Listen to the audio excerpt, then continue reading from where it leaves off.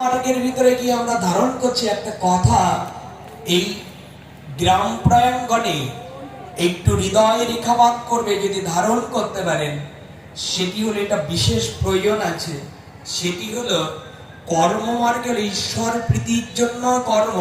তাহলে ঈশ্বর প্রীতি ছাড়া কোনো কর্ম করা উচিত? একটু বলুন যে করা উচিত। তাহলে তাই যদি না হয়, এই কুশরিকলা গ্রাম প্রাঙ্গণে এত ভাগবত, এত যজ্ঞ, এত পদাবলী হয় কিনা? একটু কথা উত্তর দেন, হয় কিনা?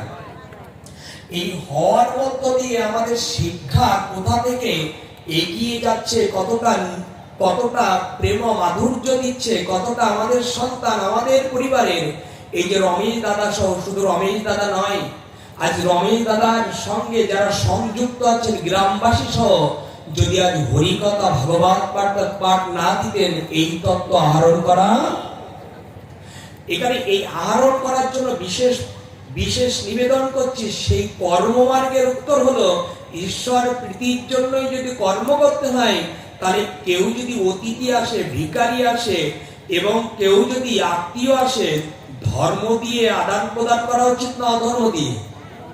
ধর্ম দিয়ে তো। তাহলে তাই যদি হয়, এই মুহূর্তে কুশরিকণা গ্রাম প্রাঙ্গণে যারা দূরে কাছে থেকে এসেছেন, আমরা একটু ধর্ম জাগ্রতের পথে অগ্রসর হচ্ছি। এই অনুষ্ঠানটা কিসের জন্য? ধর্ম জাগ্রতের জন্য তো? একটু বলুন তো, এই অনুষ্ঠানটা ধর্ম জাগ্রতের জন্য না খাওয়ার জন্য? গেট প্যান্ডেলের জন্য না।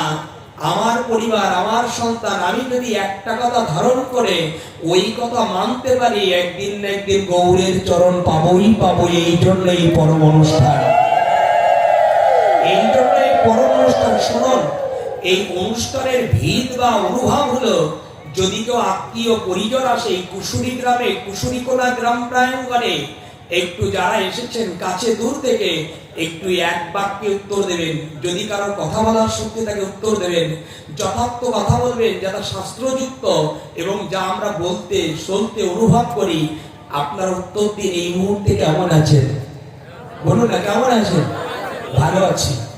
এই জায়গায় আমি স্পর্শ করছি, এটা অনেক জায়গায় বলি, আজও বলতে চাচ্ছি। তার একটাই কারণ, এগুলো পথ পরিষ্কার না হলে আমরা, যেমন অন্ধকারে সাপ যদি অন্ধকারে যদি দড়ি জড়িয়ে যায়, তাহলে কি মনে হয় মানুষ? কি মনে হয়? সাপ। অজ্ঞান হয়ে যায়, অচেতন হয়ে যায়। কিন্তু হাতে যদি লাইট থাকে, টর্চ থাকে, তখন দড়ি দেখলে কি আর ভয় পাবো?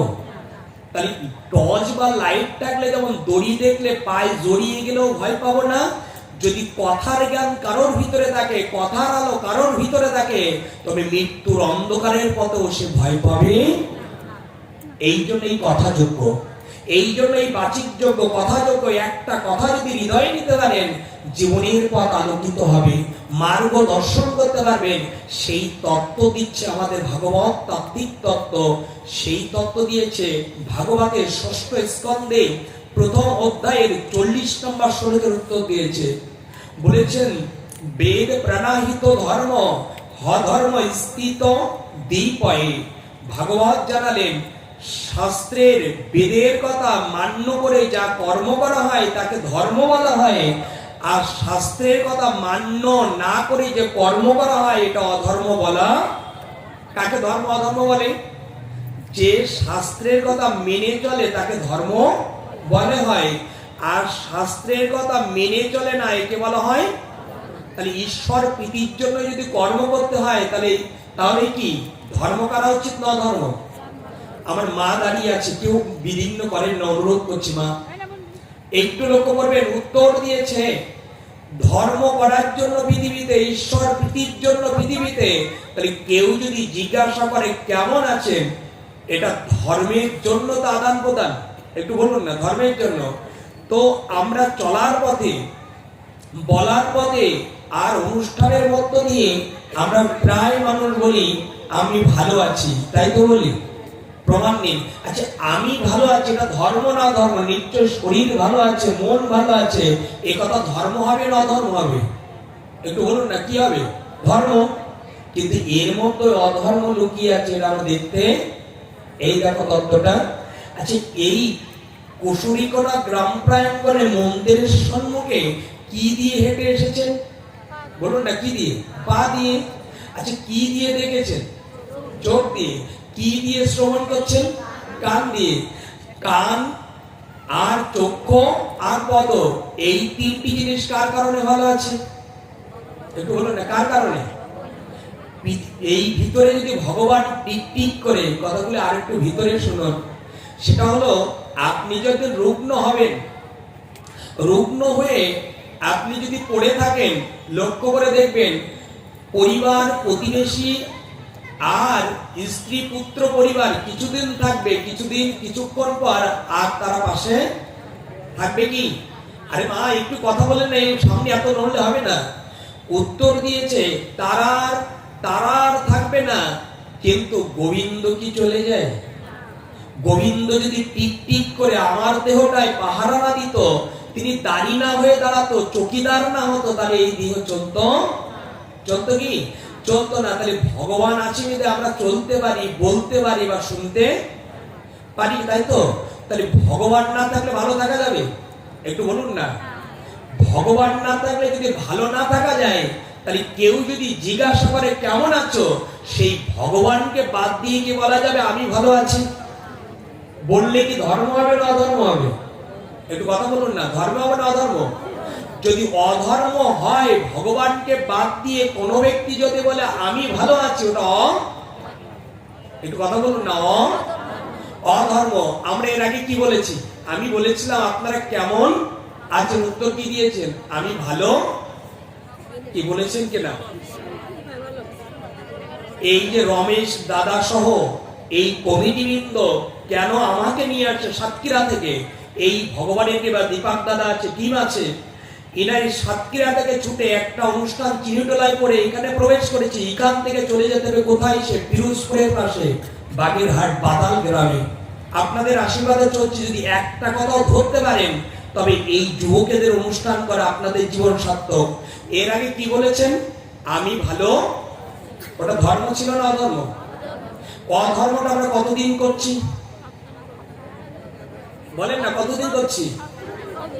তাহলে এইটা যদি পরিবর্তন না হয়, লাফালাফি করে কীর্তন করে খুব একটা এগিয়ে যাওয়া, যদি ধর্মকে আমরা ধারণ করতে না পারি, কীর্তন করে বেশি লাফালাফি করলে আর বেশি স্তর করলে একটু ক্রিয়া অনুভূতি আসবে আর প্রেম জীবিত হতে পারে, কিন্তু নিত্য যে কৃপা করে গৌরের পথে ধর্ম করতে পারে না, সেই জীব কখনো সঠিক পথে যেতে। তো যদি এটাই হয় আমি ভালো আছি, এই কথাটা জন্ম থেকে নাই, জন্মান্তর সনাতনী বলে আসে কিনা? আমি ভালো আছি। পার্শ্ববর্তী ধর্মের দিক তাকিয়ে দেখেন, কেউ যদি পাল দিয়ে হেঁটে চলে যায়, তার দিকে তাকিয়ে দেখবেন, সে যদি বলে কেমন আছো, তাদের উত্তরটা তারা সুন্দর করে তাদের ধর্ম দিয়ে দিতে পারে। কিন্তু আমরা এত যোগ্য, এত কিছু করি, কিন্তু আমরা ধর্মের দিকে ধারণ করতে। আচ্ছা, এই কথাটা আমাদের দরকার কিনা বলুন না? জীবন পরিবর্তন করবে কিনা এখানে? তাহলে এটা হলো যদি ভগবানের, এখানে কিন্তু আমি ভালো থাকতে পারি। আচ্ছা, এটা একটা উদাহরণ দিয়ে আনন্দ পাবেন। এই উদাহরণটা হলো, এখানে মনে করেন রমেশ দাদা, দীপক দাদা, একজনের বাড়ি কেশবপুর, একজন বাড়ি কুশুরিকণা। এখন দুজনের বন্ধুত্ব, ওরা আলিঙ্গন করছে।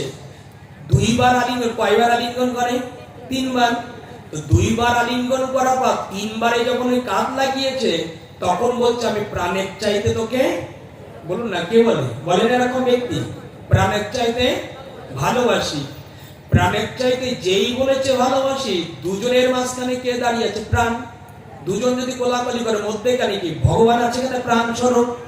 ভগবান বলছে আমার চাইতে যদি তোমার বন্ধু তোমার প্রিয় হলো, তাহলে আমি ভগবান প্রাণ নেমে দাঁড়াই, দেখি কেউ আলিঙ্গন করে। আলিঙ্গন হবে তো? তাহলে এর আগে কি বলেছি? প্রাণের চাইতে তোর। আচ্ছা, এই কথা বলা যায়? যদি এই কথা না বলা যায়, কোন জ্ঞানে বলি আমি ভালো আছি? সে না থাকলে তো আমরা ভালো থাকতে পারি না। পারি কি? মানুষ কতটা আমার মতো মূর্খ এটা আমরা জানি না। কারো 2 চোখ অন্ধ। আচ্ছা, 2 চোখ অন্ধ এই ব্যক্তিকে হসপিটালে বসে 2 চোখ যার আছে, উনি একটা চোখ দান করেছে। কয়টা? একটা চোখ দান করেছে। উনি প্রথম দৃষ্টিটা যখন উনি দেখছে তখন বলছে, বেডের পরে বসে কে দিয়েছে আমার চোখটা দান করে? এই যে দাতা চোখ দিয়েছে উনি সামনে বসে আছে। ওনার স্ত্রী বলছে, ওই ব্যক্তি চোখ তোমার দান করেছে। ওনার কাছে হাত জোড় করে বলছে, দেখো তোমার কাছে আমি চির কৃতজ্ঞ ঋণী। কি বলেছে? চির কৃতজ্ঞ এবং আমি চির ঋণী। এই কথা আমরা বলি কিনা বলুন না? উপকার করলে আমরা কিন্তু এই কথাই বলি, আমি তোমার কাছে চির ঋণী। 2 লক্ষ টাকা হাওলাত দিলে তার কাছে এরকম বলি, আমি তোমার কাছে চির ঋণী। এই কথাগুলো লক্ষ্য রাখবেন, কথা বলার আগে ভাববেন। তো চোখ দিয়ে যখন দেখলো উনি চিরঋণী হলো, চির কৃতজ্ঞতা জ্ঞাপন করলো, গোবিন্দ বলেছেন, একটা চোখ দিয়েছে বিদায় তুমি ওনার কাছে চিরঋণী। কি বলে? যতদিন বাঁচবে তোমার ঋণ শোধ করতে। গোবিন্দ বলেছেন, একটা চোখ দিয়ে যদি চিরঋণী হও, আমি লিভার দিয়েছি, কিডনি দিয়েছি, হার্ট দিয়েছি, আমার কাছে তুমি ঋণী না। কথাগুলো বুঝতে পারছি? একটা চোখ দিয়ে যদি বলে আমি চিরঋণী, তাহলে আমি হার্ট, কিডনি, ব্লাড প্রেসার, এরপরে মস্তিষ্ক, পদ, হাত দিলাম, তবু আমার কাছে তুমি ঋণী হলে। আচ্ছা, আমরা ভগবানের কাছে ঋণী কিনা? আচ্ছা, ঋণী যদি হয়, কেউ যদি 5 লাখ টাকা পায়, তার কাছে যদি না দিতে পারি, মাথাটা নিচু করতে হয় কিনা? আমি দিতে পারছি, বলুন না, করতে হয় কিনা?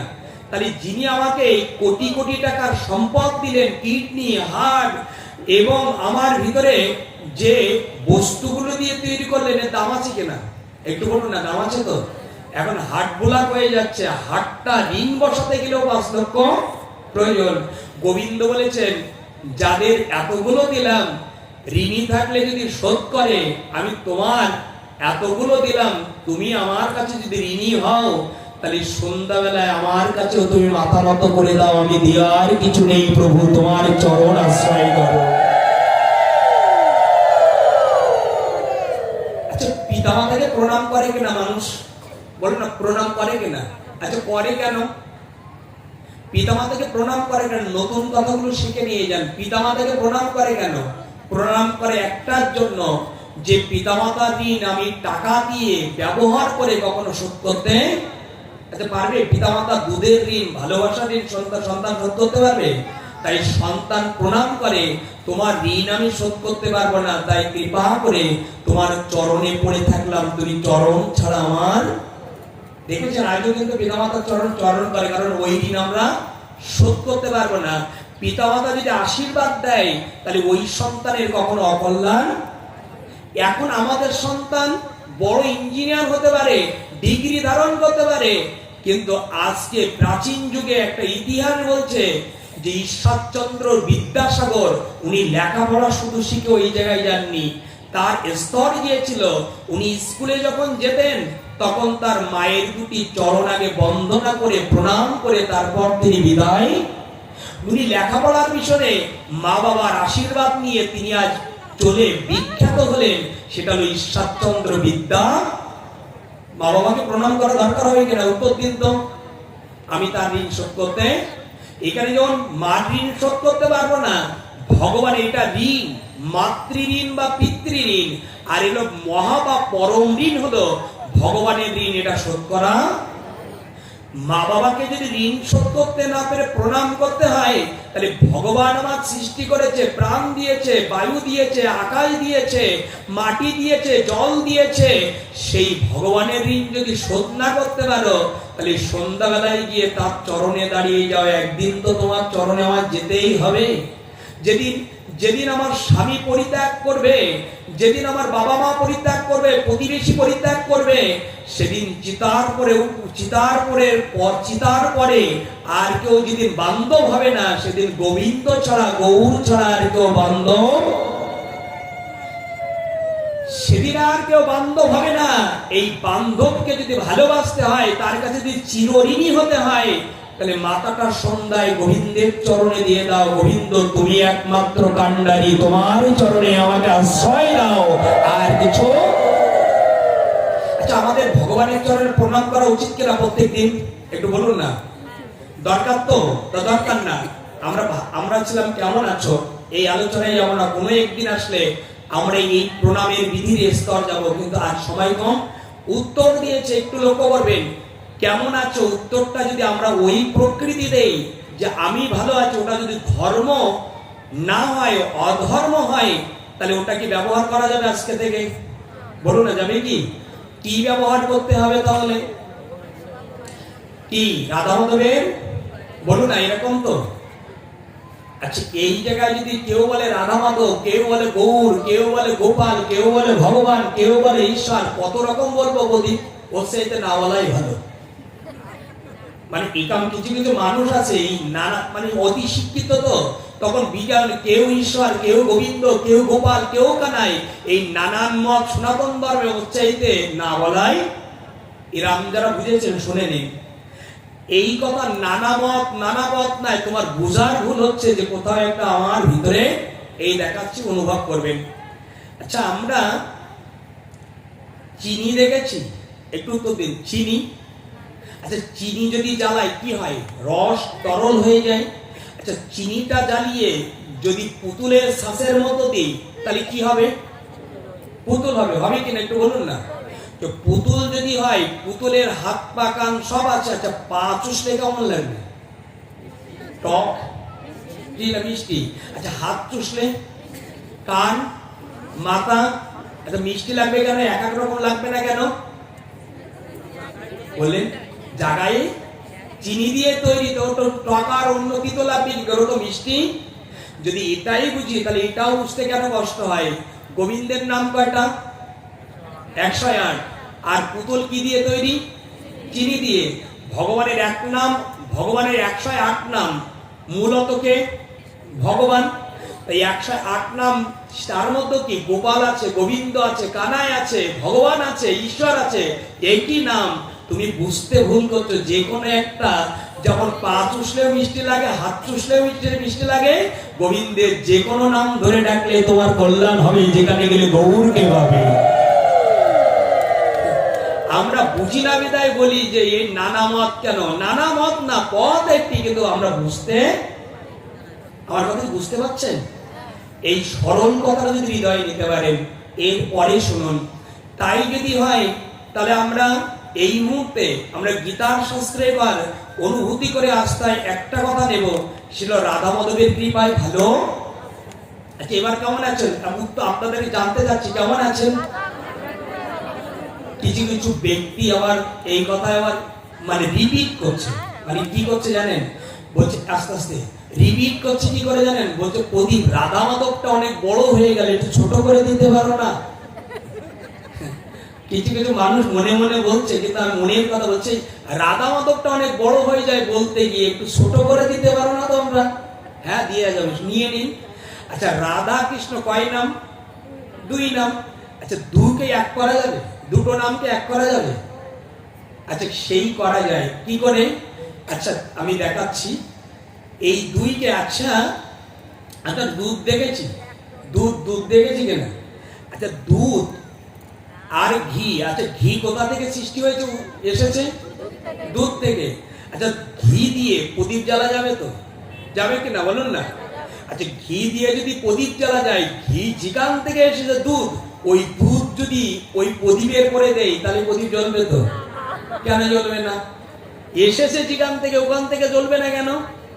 বলছে ওখান থেকে মন্থন ক্রিয়া থাকা, ওটা প্রবেশ। মন্থন ক্রিয়া করে মাখন করতে হবে, মাখন জ্বালাতে হবে, তারপর ঘি হবে, তারপর সেটা জ্বলবে।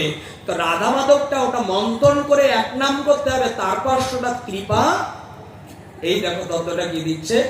এর তত্ত্বটা দিচ্ছে যে মন্থন ক্রিয়া, এটা মন্থন ক্রিয়া জানতে হবে। দাপার যুগে ভগবান কি ছিলেন? রাধার, বলুন না, দাপার যুগে ছিলেন রাধার কৃষ্ণ ছিলেন। আর রাধা কৃষ্ণ মিলিত হয়ে, মানে 2 তনু একত্রিত হয়ে, আচ্ছা একে কি বোঝানো যায়? এখন 2 তনু একত্রিত এই চৈতন্য মহাপ্রভু চৈতন্য চরিতামৃতে কবিরাজ গোস্বামীর দ্বারা বর্ণনা করেছে। কি বলেছেন? রাধা কৃষ্ণ জৈসে একই রূপ, লীলারস আস্বাদিতে ধরে 2 রূপ। অর্থাৎ রাধা কৃষ্ণ 2 নয়, তারা এক। লীলারস আস্বাদিতে ধরে 2 রূপ। আরো বলেছেন রাধা পূর্ণ শক্তি আর কৃষ্ণ পূর্ণ শক্তিমান, দুই বস্তু ভেদ নাই শাস্ত্রের প্রমাণ। এখন এই দুই বস্তু আমরা ছোট করব, সেই ছোট করার জায়গাটি হলো আমরা শোলা দেখেছি। আচ্ছা কথা বলেন না মা, এখানে কথা বলার জায়গা না, এখানে কথা বলেন, অনুরোধ করছি। এই জায়গায় দাঁড়িয়ে একটু লক্ষ্য করবেন যে শোলা দেখেছি আমরা, একটু কথা বলুন না। আচ্ছা শোলা কয়টা? শোলা একটা তো, ওপরের একটা তো। আচ্ছা শোলাটা শাল চুলে বেলে দিলে কয়টা হয়? কেন হলো? আমি দেখাচ্ছি একটা করব কি করে।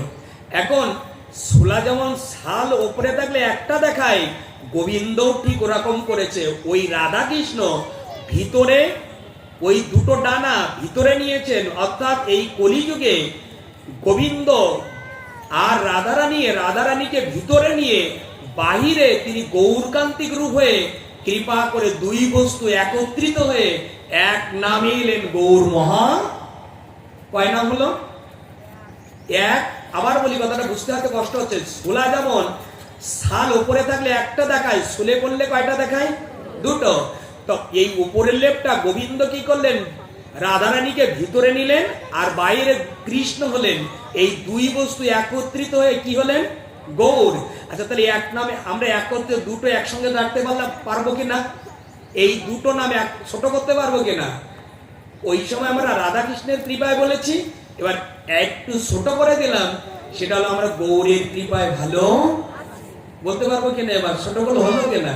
তাহলে আমরা একটু বলি, গৌরের কৃপায় যে কোনো 108টা নাম যে কোনো দিয়ে আপনি বলবেন। তাই বললো আবার আপনি ঈশ্বরচন্দ্র, সাহিত্য সম্রাট বিধানচন্দ্র, ডাক্তার বিধানচন্দ্রকে ডেকে নিয়ে আসবেন না, নাহলে কিন্তু কৃপা হবে না। যদি 108 নামের ভিতরে কোনো একটি থাকে তবে কৃপা পাবেন। তাহলে আমরা যে তত্ত্বে ছিলাম, কেমন আছো, উত্তরটা হলে 108 নামের ভিতরে যে কোনো একটা দিয়ে ডাকলেই মনে থাকবে তো কথাটি। তাহলে এখানে এক কথা শিখলাম, যদি একটা কথার ভিতরে শিখে তাহলে গৌরের কৃপা আমরা ভালো, বা রাধা মাধবের কৃপায়, ঈশ্বরের কৃপায়, ভগবানের কৃপায় আপনি বলতে পারেন। এবার শুনুন, এই তত্ত্ব হলো, যদি কেউ বলে আমি রাধা মাধবের কৃপায় বা ভগবানের কৃপায়, ঈশ্বরের কৃপায় ভালো আছি, বললে কি হবে? এটা তো বস্তু না, বললে কি হবে? কিন্তু তা জানা দরকার কিনা একটু বলুন না। জানা দরকার। এই জানার পথে আসলে অনেক দেরি করে আমি এসেছি, আমি অনেকটা অপরাধী, কিন্তু এই কথা মার্জিত দিতে পারছেন, অনেক লম্বা আলোচনা। এরপরে আমি বললে কি হবে, তার একটাই কারণ হলো, গোবিন্দ বলেছে আমাকে আগে রেখে তুমি যদি পিছনে রাখতে পারো নিজেকে, তাহলে কি হবে? উত্তর দিয়েছে আমি রাধা মাধবের কৃপায় বা ভগবানের কৃপায় আগে আছি। কি আগে? আমি আগে না ভগবান আগে? ভগবানকে আগে রাখলে কি হবে দেখে নিন। আচ্ছা যুদ্ধে হস্তিনাপুরে যে হস্তিনা নয়, কুরুক্ষেত্রে যে যুদ্ধ হয়েছিল, অর্জুন কৃষ্ণকে কোথায় রেখেছিল?